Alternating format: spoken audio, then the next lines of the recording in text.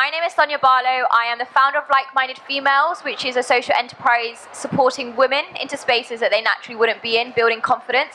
I'm also an author. My book, Unprepared to Entrepreneur, comes out next month, actually in 3 weeks or so. Diversity coach, LinkedIn change maker, and all-round radio host. So I just speak for a living, fundamentally, and support businesses and, most importantly, customers in building their personal brand.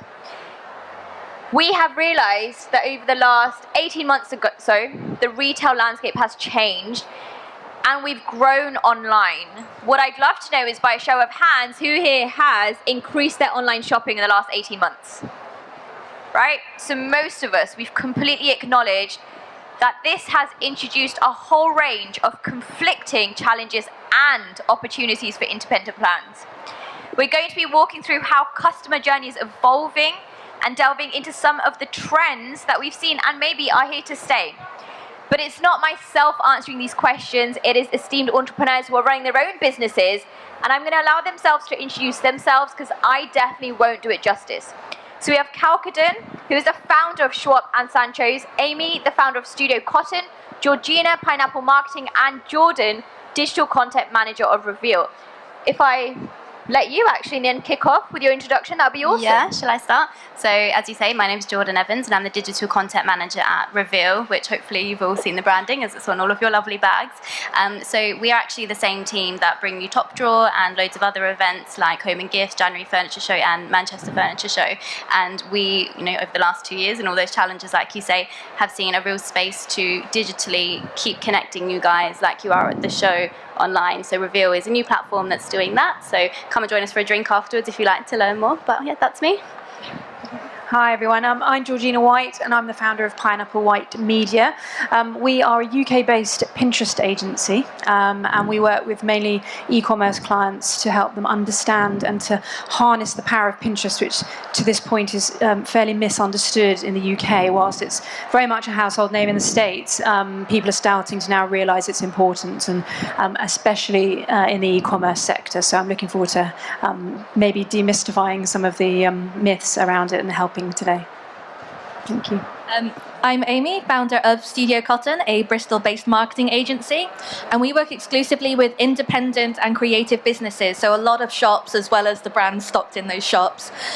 We specialise in branding, marketing and websites, but we are particularly famous for a wonderful small business websites and the SEO knowledge that makes them hella good.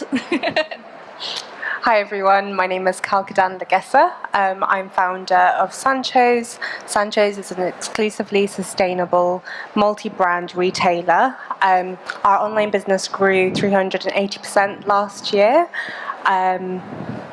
I've understood over time that there's a real opportunity in the resale market and digitizing clothes so that brands and retailers can kind of monetize the entire lifespan of products. So this summer I launched a platform that connects brands to the secondary market called Schwab. And there's so much opportunity there that you can all leverage, and I look forward to telling you about it. Thank you. Before we kick off, I'd encourage you to follow all of these wonderful ladies. Their social tags are on the screen. So if you want to take a picture or follow them right now, we're just going to flip through in case you miss it. So our first discussion is going to be around the customer and their journey. Fundamentally, it's important to know your customer and their journey to talk about the importance of knowing your brand, your business, and your product niche. We are talking about how to capture them, how to attract them, but not only attract them, how to make sure that they keep coming back. Capturing your target market and SEO so that you're attracting the right customers to your carefully curated world. So, Calcadon, this is for you first. With your innovative platform Schwab, you identify problems that you can solve to create your business. What was your process for uncovering your why and identifying your target market? Okay, so the Schwab digitizes items at point of sale. We add them to a resale marketplace. When customers resell those products, we repay the brands. So ours is a multi-stakeholder solution for the issue of waste within the consumer industries. In terms of how I identified the problem, I created a solution for Sanchez. So I spent 7 years working as a retailer, 3 of those years on the shop floor, speaking to hundreds of customers a day, and realizing that ultimately, at some point, people don't use the things that you sell them. At some point, they sit in the cupboard, they sit in the wardrobe, and although there are resale platforms available, most of us don't have the time that it takes to kind of list them. And, we thought, is there a way that we can solve this problem? The actual finding the solution took us a good 3 years. We did many experiments. So we had things like pop-up shops, focus groups. One time I convinced a university workshop to spend 3 weeks of MBA time to research the market for us and come up with different ideas. So really took the time to kind of gauge what's happening, and I would say the key thing that I try to do is I try to observe. One of the things about digital businesses is it doesn't often put you in front of your target customer, and so it can be hard to observe all of their kind of intuit how they're feeling about things the way you can do in a shop floor. So even now, today here we've got a stall on M18 in Top Drawer. Like, the value of being able to speak to people is just really, really powerful. We try to replicate that using our Instagram, where we'll do queries on stories, and generally I try to put down my guard when it comes to actually understanding what people really think about what I do, and I think that also plays a really important role in being able to receive the feedback that is always present and always available. Thank you. I feel like I've learned so much. So observe, listen, ask your customers, but most importantly, it sounds like having a solution is an iteration. So if you don't get it right the first time, it just means you try again and you listen to your customers and you go forward. Georgina, how can brands use social media to define and reinforce their niche? Well, lots of you online businesses here, I'm sure, are caught up in the never-ending hamster wheel of social media content creation, engagement, all those things. And I think very much, and certainly in my experience, you're trying to do all the things and be all the things to all the people. And it's a very easy trap to fall into. But I think the most important thing is if you can hone your content and try and speak to a specific target market, that's really going to help you all around in your business, save you time, but it also helps you hone your content creation and also, and more importantly, hone your messaging. If you cater to everyone, you attract no one, is what they say. So I think it's important for you to think about who you're trying to target in terms of demographics, as well as who you can help make someone's life easier, whether that's a product you've got or a service that you've got to offer. And then use your expertise or your product to try and solve that problem. I think then, in my experience, is a good example of this. I started off having retrained, and after recruitment, I ended up retraining as a social media manager, and I did all the things: Facebook, Instagram, LinkedIn. I did coaching, I did workshops, I did management, and in the end, it was all too much, and I wasn't getting the right business basically from it. And I gradually honed that down more specifically to Instagram and Pinterest marketing, and I actually dropped the management at that stage, and I focused entirely on coaching and workshops face-to-face. Gradually, as time went on, I made a really sort of, at the time, fairly bold decision, which was to cut off the hand that fed me, which was Instagram. And I had been doing fairly well coaching Instagram. And I decided to focus on Pinterest because I saw its amazing untapped potential in the UK. And so I saw a little niche carve itself out for me. And that's really, really helped me as a business to grow. But I've taken that a step further recently because I've now decided to hone in further and niche down to e-commerce. And I'm about to take a further step, which is to niche into Shopify customers. So I can't probably go any further after that. Yeah, it was a scary thing to do, but in the end, it's paid off, and in the long run, it's worth doing. Thank you for sharing. I mean, everyone after today, at least go and jump on Pinterest, right? Make an account, start playing with it, and seeing if that's where your target market is, but give it a go. Jordan, when launching Reveal, did you think research your competition? Do you think that this was helpful when you were refining your product and your offering? Yeah, so obviously it's natural to want to know what's going on in your market, and it's very important. It's good business to know what your position is and what your competitors are up to. But I think it's really important to go into it with the mindset of looking at what they're not doing rather than what they are doing, because obviously that's where your USP is.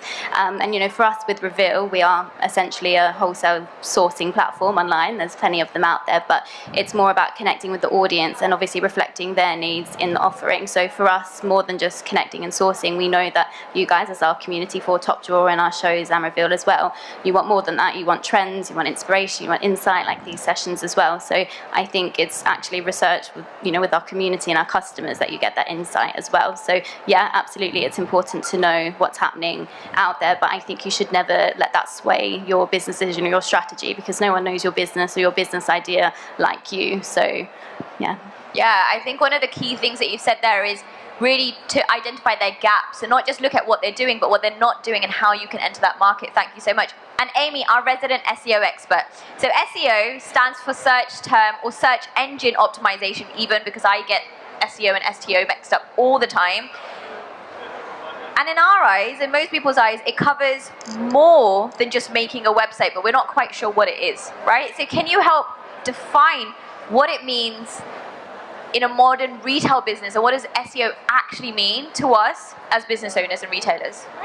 So the first thing I always do when I talk about SEO is to start by taking a step back and to stop thinking about how to make Google love you, and instead think about what Google and its search engine competitors are trying to achieve, and that's just to produce the best possible search results for individual searchers and individual searches, which means they want to find the best possible answers to questions, the best solutions to problems, and the best products to suit someone's need. In terms of what it means for a modern retail business, or to us as modern retail business owners, it's just about taking responsibility for making sure that we are providing that evidence, to make sure that we are actually writing down what problems we solve. We are accurately describing our products in full and making sure that all of the answers to our customers' questions are written on our websites. Sorry, simple. That was just short and sweet. I loved that. And so as somebody who maybe doesn't have SEO knowledge, what are the first steps that we can take to train ourselves or to educate ourselves? Yeah. I mean, sorry, I was shouting there. I would also definitely always start with educating yourselves, and that can be just Googling what is good SEO. You can look at platform-specific SEO. So if you run a website on Shopify or Squarespace, if you Google Shopify or Squarespace SEO, the actual platforms themselves have really epic knowledge bases. And there's a hell of a lot of SEO that you can outsource, things like content creation and those really tiny, fiddly, boring updates. But what I would always start is to make sure that you've got those expertise of what SEO can do, what SEO can achieve for your business in your actual business, so that you know exactly what you're outsourcing and what you are looking for in return. Thank you so much. Here's a reminder of the social channels so you can connect with our panel if you haven't done so already. I know some of you are taking pictures. I just want to make sure that we are sharing and caring so that they get the support that they need and they deserve. Our next discussion is around Omnicom, understanding the customer experience online, in-store, and via social. With customers spoiled for choice, the secret to success post-pandemic is delivering the best of every channel via a connected shopping experience. But what do we mean by omnichannel? In summary, and the summary is up on the screen, so you don't necessarily even have to listen to me. In summary, with customer expectations shifting and the pandemic accelerating a host of new demands, businesses need to blend digital convenience, in-store experiences, and social shopping. When the pandemic hit, we went into lockdown and we saw major shifts on consumer shopping behaviors. And we know that when customers form habits, there is no going back. Some of the trends, therefore, that have come up is channel hopping, integrating a 360-degree Omnicom strategy, innovative ways of reaching potential customers, the rise of social shopping, and instant customer service.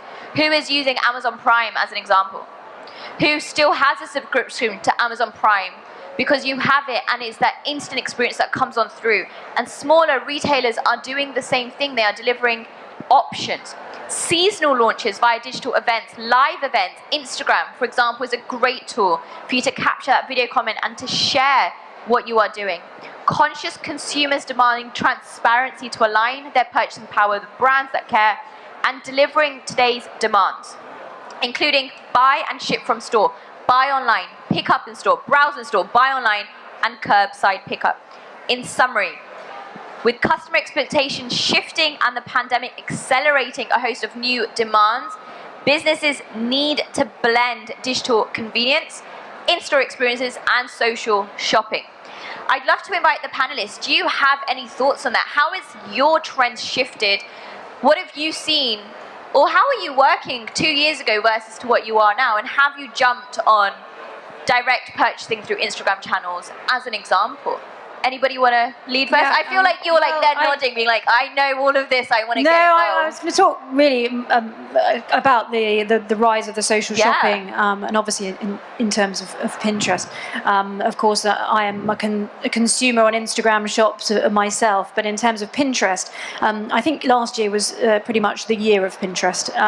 Within the first few months of lockdown, they gained about 100 million users monthly, and searches for Christmas products and gifts started in April 2020, whereas before they only ever start in July. So the trends shifted enormously.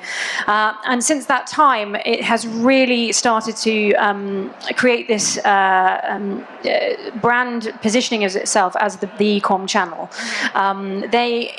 Pinterest is not a social media platform. Just going back to what Amy was saying about SEO and search, if you want to think about Pinterest in any way, then think about it as much more like Google. Okay, so if Google and Instagram had a baby, it would be Pinterest. And so it's all about search. It's about finding the solution to your problem. So you go there to buy the present for that person that you don't know what to get them, or specifically, you go and buy a present for a dog lover or something like that. So it's a problem-solving platform. And so shopping, of course, is very much a problem-solving industry. And actually, as a platform, 4 in 10 people still prefer shopping in the old-fashioned way, not online. And what Pinterest is trying to do is trying to provide a solution to that by putting inspiration right at the front of its offering. And so it's trying to inspire people, it's trying to show a curated experience, it's trying to create tech where you can try on. I don't know if anyone has been using Pinterest recently and realised that you can now try on lipstick colours and actually decide which lipstick you're going to buy and check out with. And that is growing ever more. So they're really, really trying to bring the offline experience online, and they're doing that in so many ways. There are enormous ways to shop on Pinterest. It's not just one tab. You can shop from product pins, you can shop from the Pinterest lens, which is a sort of magnifying glass. You can shop within a shop integration. You can shop within idea pins, which are the new version of much more hybrid live stories, as it were. It's absolutely enormous. I've got actually a bit of a stat here I'm going to read. People who visit Pinterest each week outspend non-pinners by two times every month and have an 85% larger basket size. And when advertisers add shopping ads into this mix, they drive 3 times the conversion and twice the positive incremental return on ad spend. So it really is something for people to be taking seriously in terms of e-com. Absolutely. Pinterest has made me into a better cook. That's all I can really say, is all my recipes are from Pinterest, and absolutely, Waitrose is probably profiting off of that. So thank you for sharing. Yeah, I wanted to invite everyone to think about the value of the things that you sell and how you can care for your customers' products after they've purchased it from you. I think when we think about consumer journeys, they're now extending beyond that point of sale, and often what that means for brands is things like packaging and shipping, or how you deliver or post-purchase emails. I think in the next coming years we'll see growth in the services that businesses will be providing to their customers. And I think the sustainable customer, the conscious consumer, which is one of the largest growing groups of consumers, are going to be looking for brands and retailers who are actually motivated to think about what happens to the products that have been sold to them. And if you're able to build that trust, then you build loyalty and future custom as well. So I think that's really a crucial part of omnichannel, which is upcoming. And I just wanted to also say very quickly that we're actually clients of Amy and Studio Cotton. We're SEO clients and design clients, and Amy is excellent. Damn. Well, I'm a big fan of this panel. Go ahead. Thank you. No, I was just going to say as well, as a consumer myself, one thing that I've really enjoyed over the past 2 years is how much better social media has become as a marketing channel, specifically for independent and small businesses. People have just become a lot more refined and strategic with the kind of content they're producing. And also what I'm finding as someone who comes into contact with hundreds of small businesses a year is just the amount of effort that people are putting into it, which is really good to see. And I love seeing small businesses try with new things. But I really like how social media, and particularly Instagram, has fulfilled a kind of gap in our marketing funnels of being a way to make a long-term commitment to a brand without joining a mailing list. I love email marketing. It has the highest return on investment, although sounds like Pinterest might be beating its butt. They go very hand in hand. Yeah. So But yeah, email marketing is not sexy. And in the olden days of like 2 years ago, basically email marketing was the only way to have a long-term commitment between the brand and the customer, because you had people on your list. But now you can follow a shop on Instagram, you can follow them on Facebook, you can join their mailing list, you can visit their website every couple of weeks if you're a shopaholic like me. But it's great to see it from both sides, to actually look at each individual channel and work out how it's going to fit into your individual circumstances and make the most of it and have a play. Absolutely, thank you. I mean, great content marketing is all about having great conversations with potential customers. I started a small business Jan 2020, and I use Instagram and LinkedIn to grow my brand. Content marketing using Canva, which is a free platform for anyone who doesn't use it. Just, kind of PowerPoint 2.0. Talking to your customers, going back to the point that you made earlier, listening to them, seeking what they're looking for and delivering that. So let's delve into tips on how to make potential customers fall in love with your brand and build that important know, like, and trust factor delivered with authenticity to entice them to buy your products, or at least to follow your social channels. So Kalkadan, let me ask you first. Product design for makers and curation for retailers is essential. We've talked about it and about your niche and understand your customer. So how important is it now to align your brand messages with your products? Yeah, crucial. I think if we're being honest, there are lots of draws to people's attention. We're all very busy. There's a lot going on. There are a lot of us in this market and other markets competing for that time. So you want to be as specific and optimized with your efforts as you can be. And I think you want to acknowledge that your customer has choices and give them reason to consider you as their best choice.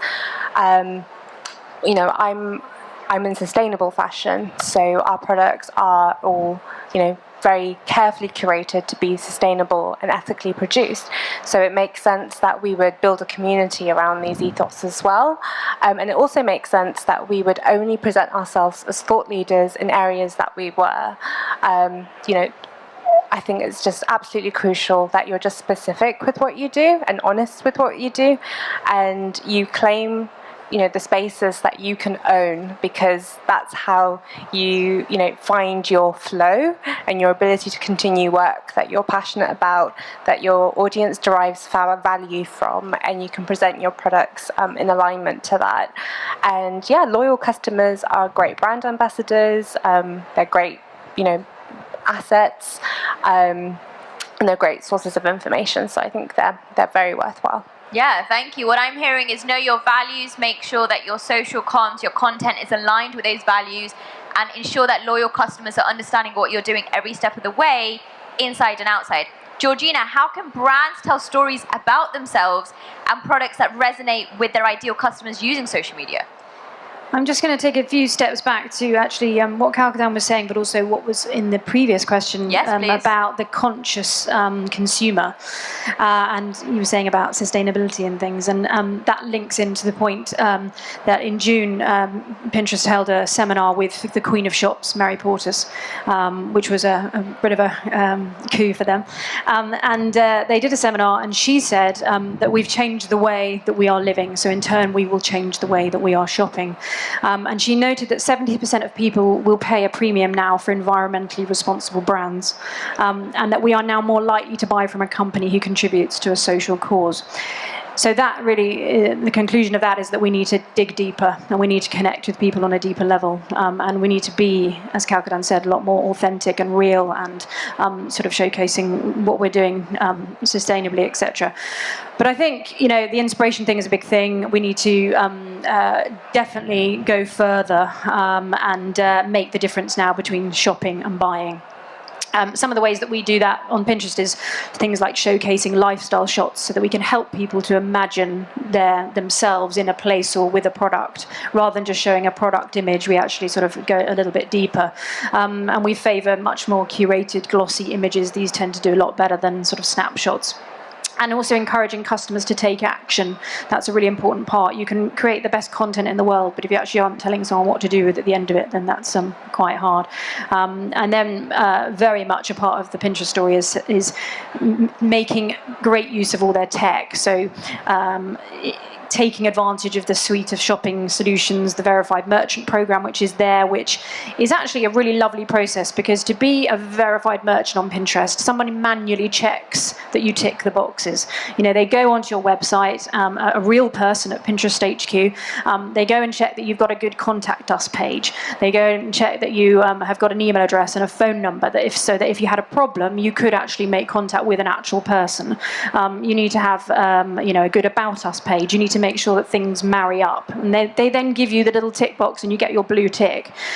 You do also have had to have synced your catalogs and applied for the Pinterest tag, which is your advertising little bit of tech in the back end.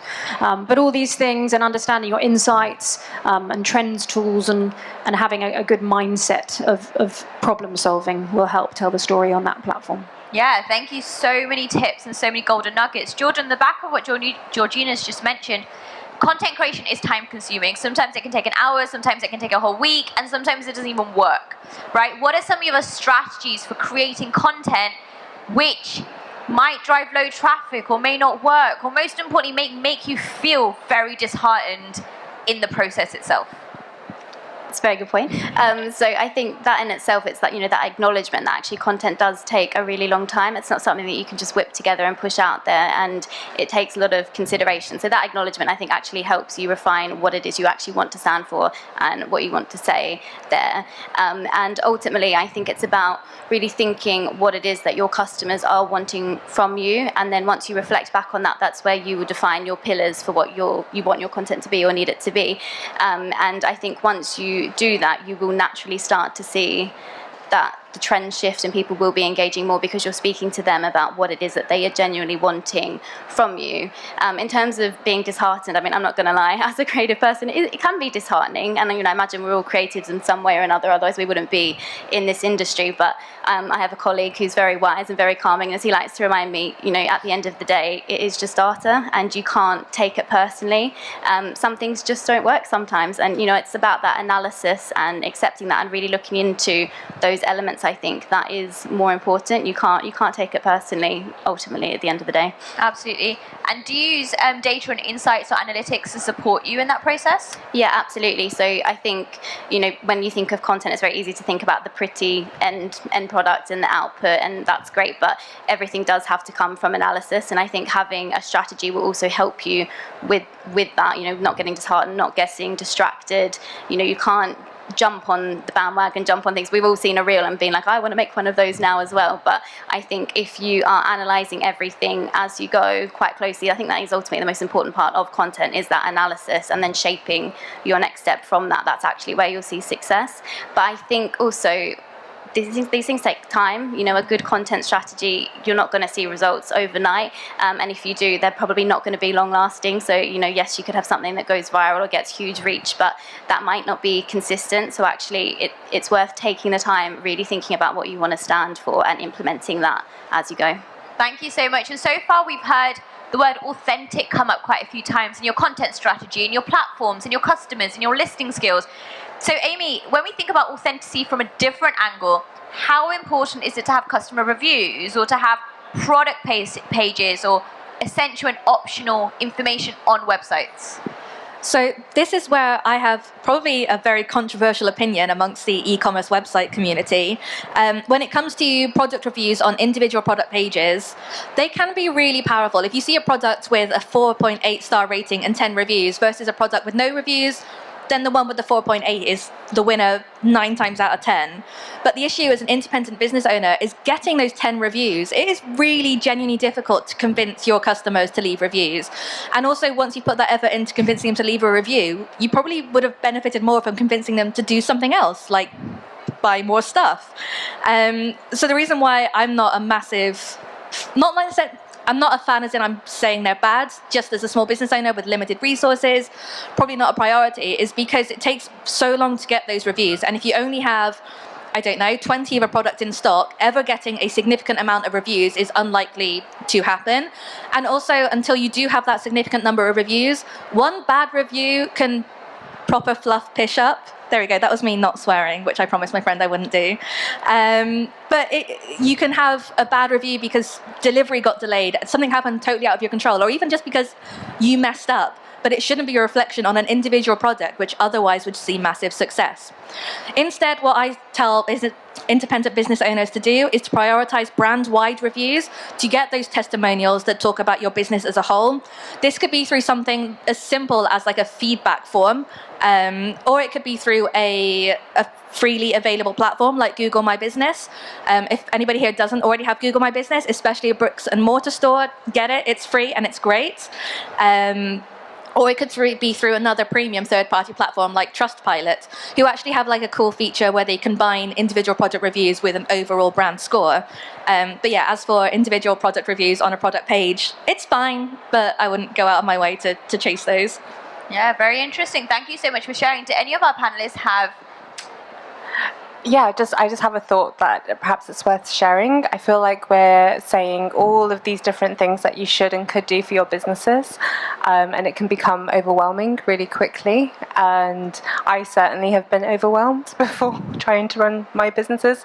I think it's really important to remember that part of your job is to look after yourselves, to make sure you nurture your learning and your growth and your well-being, and that time that you invest into yourself and into the systems that you use to run your business will pay off, I think, in correspondence with some of the things that we've been suggesting as well. And on a note, just from that, so just smooth transition that we did not plan, realistically, we don't have the resources, we don't have the time, we don't have the finances, and it is draining. As a small business owner, you are the accountant, the PR person, the marketing person, CEO, and then you're also building your own life, right? So is it that we should be creating one content strategy across multiple platforms, or is it that we should be spending time creating different social content for different platforms? And I'm always leaning towards the first, because fundamentally it should be holistic. This is about building a strategy, about making sure that your creative strategy plays for every social platform. But as the panelists have already mentioned, you don't need to be on every platform. You need to think about, where are your customers? Where are they shopping from? Where are they buying? Where can you listen to them? Where do they shop? Where do they like to be met? And go and meet them in that middle. So Jordan, what are the important elements that will make the strategy, in your opinion? I think your point just there is really important. So I think when I think about content, I like to think about maybe 10% of that strategy being wiggle room to experiment, to play, to test things out, because it is important to test things out because you need to keep evolving, and especially if you're talking social media side of content, how quickly algorithms changing and features changing and all the rest of it. So definitely leave that room there, and that is important. But having a strategy is the most important thing to see success in content. I feel very strongly about when it comes to creating pieces that they need to work really hard for you, or they're probably not worth making. So if you've got an idea for something, think about how you can repurpose that in, I would say, at least 3 or 4 ways, and if not, it's probably not worth investing your time, I would say. So the way I like to approach things is you have hero content. So for us on Reveal, that would be a long form written piece, or it would be a long session like this, a good, really interesting chat that's insightful and has key takeaways. And then before we would push ahead with that, we would decide, okay, how else could we use that? So, if it's long form written, could we pull one quote out and use that on social media? Could we take bits from this one with other ones we've done to create a listicle that then might be great on Pinterest and get great traffic there? If we're doing an interview, obviously we can break those down by segments, but also look back at what you've already created, because I think the other thing with content is it moves really quickly, but what you've done is probably great, and you can repurpose that and reuse that. So, for example, we had some incredible content around Mother's Day a few years ago. That's still relevant. The principle of what our speaker was saying is still fresh. So we re-edit, we re-clip, we represent, and that is really important there. So that would be the main thing there. I would also say that it's important to focus on what you own. So for me, love social media, but if Instagram were to disappear or crash tomorrow, if that's going to significantly impact your business, then that is not great. I think your website and your online store is where you should really be investing most of your time and your priority, and then using that repurposing offshoot content on those channels. I think that's really important. And then again, back to analysis and, you know, data. Constantly look, you know, that is such a key part of content. As I say, creating is fun and it's beautiful, and seeing the engagement and the reaction from the audience is incredible as well, but it does come down to numbers ultimately, and look for patterns there, keep doing what's working. If it's not working, I guess set a boundary with yourself where you decide, actually, okay, it hasn't worked, I might try this 3 times, 4 times, and move on to the next thing, because that's where you'll see more success. Yeah, thank you so much for repurposing content, making sure you're checking the analytics, and on top of that, not being too bogged down if something isn't working in one place, but making sure that your customers are able to reach you in a different place. Georgina, I can see that you're ready to go, but I'm also going to drop you a question as well, so you can do 2 in 1 if that's okay. So with the rise of social retail, there are more ways, more places, more chances of attracting customers, but it also means that we have to spend more money. It means that business time is precious. And so now that there is a leap of paid social strategies, can you share with us the key elements that make a great paid social strategy? And of course, please do comment on the back of I actually can't do that, no. Okay. Because we changed the question. Oh, I don't have the update, so I But don't worry. that. We actually changed the question to talk about Pinterest marketing in terms of how can we use Pinterest to create results. Go for it. Because I don't deal with paid social. I'm an organic Pinterest marketer. But I do know some Pinterest paid experts, if anyone would like one. I can certainly tell you. But actually, I was just going to firstly back up what you were saying, Jordan, about content. And I think I'm very much a fan of content fanning. And I think there's this word strategy that can be quite scary, and actually a strategy, it doesn't really need to be scary. It can be a very simple plan, and that can be very simple as, you know, making your Monday of the week is your content day, and in that you write a blog post, and you take that blog post and you cut it down into a couple of Instagram posts for the week, and then maybe you repurpose the slides in Canva to make them a different size and put them on Pinterest, and then on Reels, and then on Instagram stories, and one of them on Facebook. So you don't have to be overwhelmed by that thought that we need some massive content plan that some strategist needs to have pulled together. It can be really quite simple. And very much in terms of, you know, your email list is the only thing you own. Instagram goes wrong a lot. You know, as much as I love it, there have been a few horror stories. And people are left without accounts, and they've been hijacked and can't get in and all sorts. And so you want to be trying to drive traffic to your website all the time and trying to capture data as much as you possibly can, which is obviously what Pinterest is famous for. It's all about website traffic and growing email lists, and that will, you know, you'll be very thankful for that if anything goes wrong. In terms of, so the question actually for me was going to be the key elements to how we can use Pinterest to create results and what kind of results they are. So people come to Pinterest for, well, as two things, really, to be inspired and to get the solutions to their problems, which I've said. There are 2 types of pinner. There's the multitasking scroller who's got the sound off, watching TV next to their husband and doing 50 different things, okay? Quite a lot of people are in that category. There's the real intentional searcher who goes there, they open up the app, they put in the query into the search bar, and they are then fed all sorts of content in front of them, and beautiful pins, and they then see what resonates with them. And so either pinner A, who's the scroller, or pinner B, who's the searcher, they will see the content and decide what resonates with them. And they're going to do a couple of things from there. So there's a couple of different sort of journeys. One of them that they can take is to click on that pin immediately and land on your website. From that, they can then find the answer to the problem, see the product or the service. They can then sign up to your email list. So we're talking about email list growth there. Or they might do another thing, which is actually they're not ready to click. They want to save, and they save into a relevant board, and they come back and they review that later.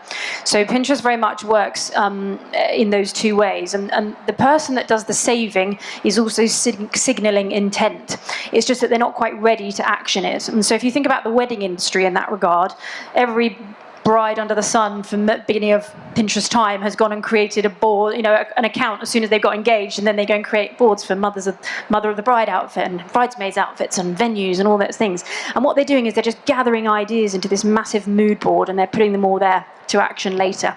Now, actually, Some of them won't come back for months and months because actually the favours don't really need to be sorted until about 2 or 3 months before. But they're getting their ideas all in place, and then they're going to action them from there. So as a marketer for Pinterest, what I'm looking for my clients is 2 things. One is clicks and one is saves. And everyone will have different goals, but the main goals that you will be looking at will be to increase brand identity, to create web traffic, and to grow your email list, and to get direct sales. Now, to achieve these results, you're going to be doing a number of different best practice things, and some of those tips I'll give you today. And excuse me reading, but I don't want to miss anything out. But you want to be thinking about creating problem-solving content and pins, things that will either link to a blog post where you'll find out more information, or directly to a product that's going to be the solution. Showing up consistently is very important. Consistency is one of the most important things on this platform. You do need a certain amount of volume, but you do need to be pinning every single day and showing up. And you need to be creating fresh content weekly, and by that I mean the content that lives at the end of the pin. And using your trends and your insights to inform your strategy. There is an amazing trends tool on this platform which will show you what was trending this time last year and what other associated words were trending, and that will help you plan ahead. So that will really help your content. And then taking advantage of things like product pins, those are incredibly important as well as we move forward with e-commerce. And idea pins, which are the brand new all singing, all dancing format, really embrace those. If any of you here are thinking, right, well, I no idea where to start with Pinterest, but if I was going to say to any of you to do one thing at the moment, it would be just to go and set up an account and play around with idea pins, because that's what's being given the airtime. Exactly as Kirsty was talking about in the session before about Reels. Reels are getting shown for a long time. Idea pins are having exactly the same effect. They don't drive traffic, but they grow brand awareness, and they drive people to your account, and they last a long time. Well, thank you for correcting me, and I want to say thank you because I am a keen, avid user of organic marketing. So it's great that we're able to showcase the work that can come through organic marketing. And I was also victim to someone's Instagram that got blocked last year. So we had over 6,000 followers and it just got wiped out. So we had to start from scratch. At that point, we learned that we don't really have any customers because our customers sit on a platform and they don't actually know who we are. So we redid that brand. So absolutely. Amy, what are some of your tips when it comes to a marketing strategy? And most importantly, where can people here today, where can they focus to drive that traffic? So I really have 3 main things. Whenever I talk about SEO, I talk about these 3 things, especially around content SEO. The first thing is to give yourself the space on your own website to write about all of these solutions and answers, and to write about your products. Squarespace and Shopify in particular did a really great job of making websites really attainable by independent businesses, and well, Shopify is not as affordable as it used to be, but somewhat affordable. But what they did was really glamorize these kind of gallery-style website with really, really big pictures and very little text that look gorgeous, but they are just crap for SEO. And that's because Google can't see, Google can't watch, Google can't hear. So if you want to rank for something, that something has to be written in text on your website. So anyone here who manages their own website, what I'd like for you to do when you get home this evening, this afternoon, tomorrow, depending on how far you've come, is to just give yourself space on your website to include more text. The second thing I want you to do, after you've given yourself the room, is to be disciplined with how you use that text, and make sure that every heading, every subheading, every button, and every, I've forgotten something, but all of the stuff, just make sure that it's as specific to your individual business as possible. So this is things like, I've got a really good, just if you're following me on Instagram, which I really recommend because I do share really lovely posts. But last week when I was trying to convince people to book onto my SEO workshop, I shared a post about banned bland headings. So these are all the headings I never want to see on a website. Things like, I never want to see a heading on your website that says new in, because new in applies to literally every business in this entire hall. New in is not specific enough. Bestsellers is not specific enough. If I see a heading that says welcome, you are in my bad books. But yeah, so give yourself more words, make those words count. And then the third thing I'd say is to treat your website, particularly your homepage, but also your inner pages, like one of your marketing channels. If you are sending out an email campaign with 20% off your bestsellers, you should have a big ass banner on your homepage that says 20% off bestsellers.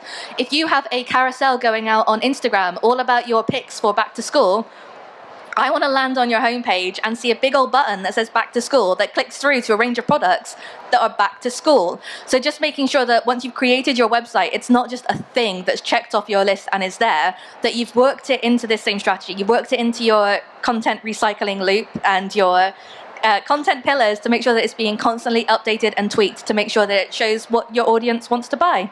Thank you so much. I mean, so far we've spoken about customer validation, we've spoken about listening to your customers, knowing your market, SEO, and we've also already touched on maximizing your ROI, your rate of return, and understanding the numbers.